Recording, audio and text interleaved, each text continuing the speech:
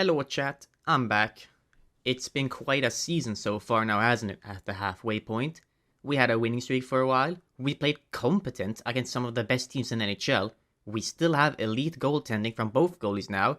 At the same time, we can roll out a squad that looks worse than last year sometimes, our special teams are special, and not in the good way, and we still can't score goals.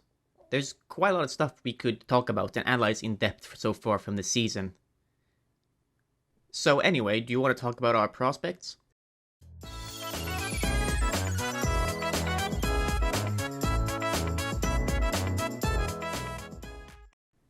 What can I say? I love the scouting and prospecting aspects of sports, and of course hockey is my favorite sport, so it's a good combination to say the least.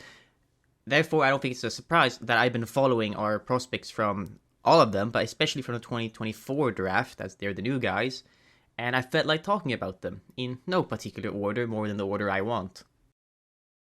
While Seneca and Solberg are the big ticket items, I want to start with a guy whose context and situation make him a lot harder to grasp by just looking at the stat sheet. I'm talking about Lucas Pettersson.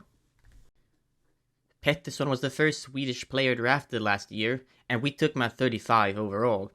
His description going into the draft was a fast, hard-working, two-way center who possesses good playmaking and flashes even better playmaking at times.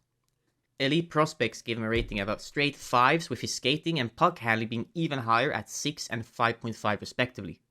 Pettersson was seen as an all-around solid guy who really didn't have any weakness. He's just not going to be elite at anything either. A real definition of a middle six center. For being touted as a pacey playmaker, I always thought his shot was a bit undermentioned. You don't just accidentally score 27 goals in the J20 in your draft year. It takes some skill to do that. So how has he been doing? Well, if you've actually taken a look at his Elite Prospects page anytime lately, you might be alarmed. 23 SHL games played, 1 point. 1!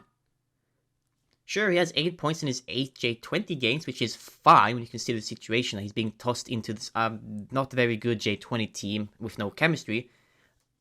But this shows the issue with Pettersson. He is too good for the J20, but he's not good enough for the SHL.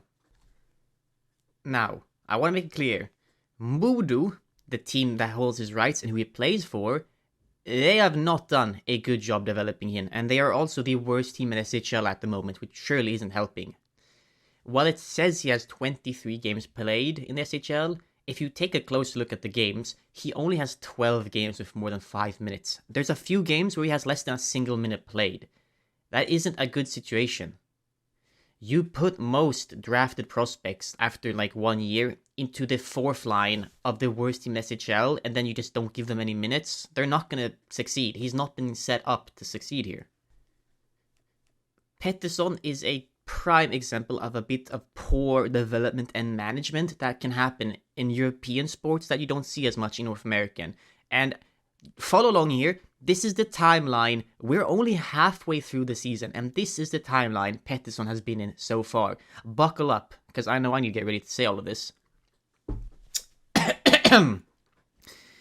He starts the year the J20, is then called up to the SHL, is sent back down 1 game later, back to the J20, is called back up 1 game later, sent back down 1 game later, called back up 2 games later, sent on loan to a second division team, Östersund, called back to the SHL after 3 games, sent back on loan after 1 game, called back to the SHL after 3 games, finally gets 8 games with the SHL squad with the 4th line minutes. This is the only time he has had consistent playing time with Modo, is then sent back on loan after those 8 games, sent down for a game, called back up to the SHL for 3 games, 2 of them he literally never even played a single second, then he's sent back on loan for a game, sent back down to the J20 for 3 games, back up to the SHL and never played more than 4 minutes in a single game, and now finally is back on loan with Östersund. This has all happened this season so far. We're halfway through the season. This is ridiculous. Modo seem completely incapable of deciding what they don't want to do with him, which is really strange in my mind. The second division team he plays for, Östersund, Pettersson is already one of their top scorers, and he has half the games of everybody else. They want him there. He's one of their best players they can get. They are in a relegation fight and don't want to get relegated, so they want Pettersson to play there. He gets 80 minutes a game there. Modo still just calls him back to then sit him all game in SHL. They call him back just not to play him. I do not understand what the logic is. They would be much better off just leaving him in the second division at that point. While I'm recording this, he's now been in the second division for 5 straight games, which is a record so far. And in an article Pettersson did with Hockey Sverige, he told the reporter that he will not be called back to Modo unless he's going to play meaningful minutes.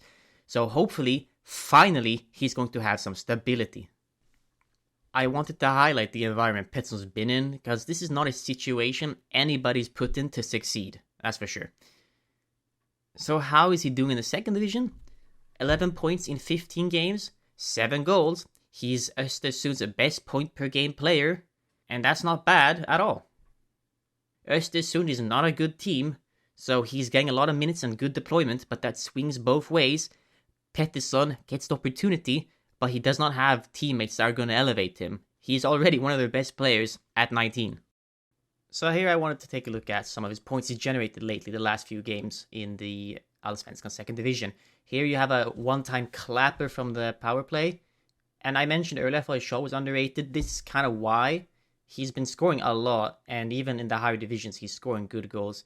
Again, we're on the power play, a 1-1 game. You see the setup, weak side, gets it, simple pass back, gets it back, and another clapper straight in the net for 2 goals in one game. Both on the power play, both the same way. It's a good way. This game goes to overtime. You'll see Lucas has the puck, takes his time, walks around everybody, uses his speed to get around. And I do not know what the Moa defenseman does here. He has completely fucks up his assignment, but that's enough for Lucas just to take advantage, snipe it in. That's a hat-trick in a 3-goal game. Here's a different one. Gets the puck in the middle, gets through one guy, gets through the second guy. Cannot score. The goalie comes out to make a save, but that forces him so far out of net that the rebound is easily buried for a simple assist for him.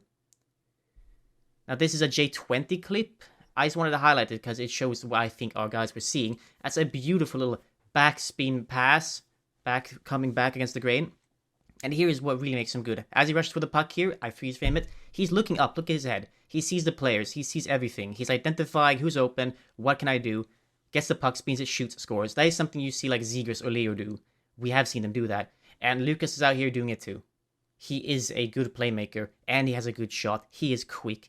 I still like him as a prospect. He's just been dealt a very bad situation, and I would not be disheartened with him yet. Come back next season, come back in 2 seasons, I bet we'll look back at him as a lot better than I think a lot of people currently view him.